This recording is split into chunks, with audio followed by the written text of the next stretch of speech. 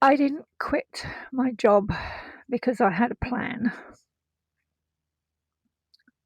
I quit because my body and my mind were done. How hard it is to get up each morning when you're hurting. And we're not talking a little bit of pain, we're talking a lot of pain. And at some point, you get to a position in life where you're not sure you can cope with that anymore. There's an invisible cost of coping each day. Loss of time, loss of energy. Admittedly, a lot of people stay in a job because of the money that it pays. I've been guilty of that in the past as well. But obviously, in my past, I didn't realise I had ADHD and was autistic. So I would go through jobs quite quickly. The longest job I think I ever had working for someone else was about 2.5 years. Because I get bored. It's one of the reasons why I've dipped in and out of self-employment over the years, because I'll get to a point where I'm fed up of working for other people and just don't want to have a boss anymore. So I will quit and start a business of my own. Some of them have been really successful, other ones have been not so successful, but it's kept me going. But the breaking point came towards the end of last year, September. I was hurting all the time. My job involved me standing on my feet for anything up to 12 hours a day. Not every day, I'd drop down to doing part-time work, but even 3 days a week, sometimes working 12 hours. My feet would be so painful, my hips and my knees would be so painful that those few days in between the days that I worked would be spent recovering. So I didn't actually have any kind of life of my own.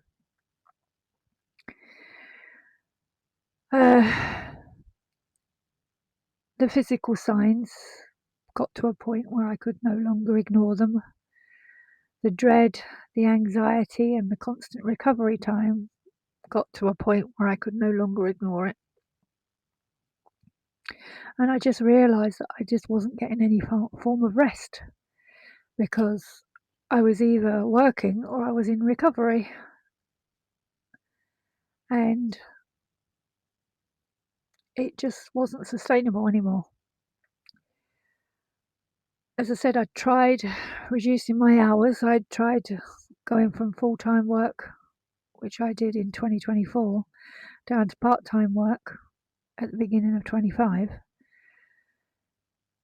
But even though I thought the job was going to be easier because it was just standing around most of the time, it in fact was harder on my body. Plus, I was still effectively owned by the clock. My brain just would not shut down, so I wasn't getting any sleep. And it just took more out of me than it gave me in financial stability. So, as I'd spent all of my inheritance and my savings on buying the lorry, and fitting it out to live in, I really didn't have much money left. I think it was about £350. So it wasn't a big, huge safety net. I didn't have a huge pension. I had a very small pension. Still had phone contract, internet, car insurance, because I still have a car at the moment, food, etc. Obviously, I don't have any electricity bills because I have solar panels. Do occasionally need to borrow a generator and put petrol in that to top up my batteries when we've had like a week of cloud. And I do now have a diesel heater, so I do have diesel to buy for that, which I keep for usually for the mornings, although at the moment, because we're in minus temperatures most of the time, I'm having it on very low overnight to stop everything getting too cold, because I was finding I was using more fuel starting it up from cold in the mornings, and it was trying to get up to temperature than I was leaving it on overnight. So I still have expenses that I have to pay, but they are nowhere near as much as they were when I was living in mobile homes.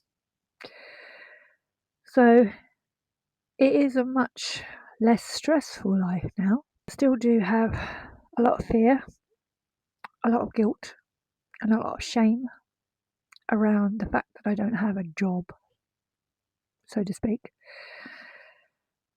And I've got a lot of internalized voices that I do struggle with from time to time. Majority are positive, like, you got this, but a lot of them are, what the hell do you think you were doing? Why did you give up a job? So I have to live with that, but letting go of the productivity as my self-worth and learning to sit with the uncertainty of whether I'm going to have enough money this month has been quite welcoming, really. I mean, after I quit, the first few weeks were harsh. My body was trying to recover. I still had a lot of pain. I wasn't sleeping properly still struggling to sleep because I was getting used to new sounds around me, and being in a new place. But after those first few weeks, the pain levels, the energy in the nervous system started to reset by having slower mornings, not getting up quite so early, and taking my time. I started to have fewer crashes. Plus, the space and the time to be able to think clearly again has been amazing. I'm not romanticizing poverty, not in any stretch of the imagination. I'm not telling you to quit your job or quit your life. And I'm not going to claim it's easy, because it's not.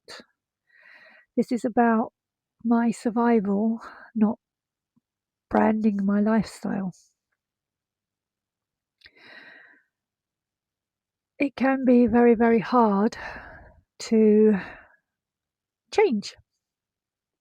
I mean, I'm autistic and I have ADHD, so I have a constant battle between my autistic side not wanting to change, wanting everything regimented and strict and a routine and everything tidy and organised, and then my ADHD side, which wants to explore new things, to take off on a whim and do exciting things and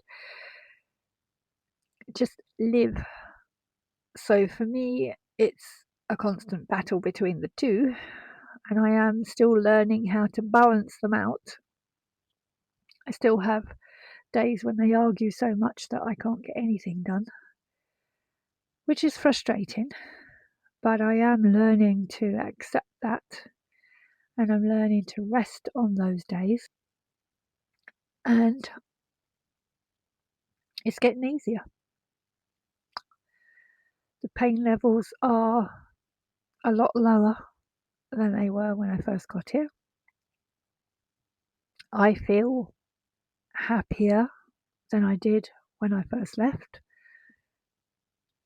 I'm sleeping better, and I'm finding it easier to switch off my brain at night, which is a huge thing. Anyone with ADHD knows going to sleep at night, not good. You can go to sleep because you're tired, head hits pillow, brain switches on, and suddenly starts going through everything from childhood to date, singing weird songs, talking about crap that didn't happen but could have happened, and things like that. So, my ADHD guys, you'll all know what that's all about. But now I'm a little more relaxed and I'm happier. It's easier to switch those voices off at night. So I'm finding it a lot easier to go to sleep, a lot easier to get some sleep. And when I wake up in the night, it's a lot easier to get back to sleep. It doesn't always happen. There are the occasional day when things don't go to plan. But the majority of the time, if I time it right and I go to sleep at the right time, then I find that I sleep better. So it's been a case of realizing that having a job and having a regular income and having money to spend isn't worth the time that I spent working for other people. It's not worth the time spent being sick, being in pain, and unable to do things I enjoy. So now I'm living in my lorry full time and I don't have much money, but it doesn't matter because I don't have much in the way of expenses. I am planning on, when the lorry's finished and got its MOT, that I will start travelling. I'd very much like to spend winter in Scotland next year so that I have real snow. I love snow. But basically, I'm just enjoying life more. So hopefully you've enjoyed this video. If you have, please hit the like button. I'd love if we could drum up some conversation in the comment section.